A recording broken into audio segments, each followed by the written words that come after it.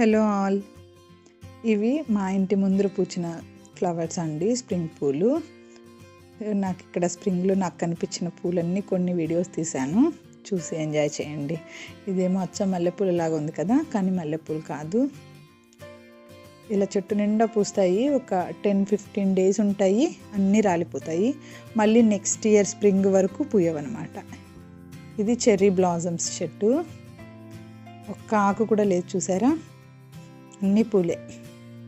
చాలా చాలా అందంగా ఉంటుంది ఈ ఫ్లవర్స్ అయితే. ఈ పువ్వు పేరు నాకు తెలీదు, కానీ ఇది చాలా అందంగా ఉంది కదా, లోటస్ ఫ్లవర్ లాగా ఉంది కదా. ఇవన్నీ ఫస్ట్ వచ్చే స్ప్రింగ్ ఫ్లవర్స్. ఒక్క ఆకు కూడా ఉండదు చెట్ల మీద, అన్ని పూలే. అమెరికాలో ఇలా చెట్లను చూసి అది ఏ కాలమో మనం ఈజీగా చెప్పేయచ్చు.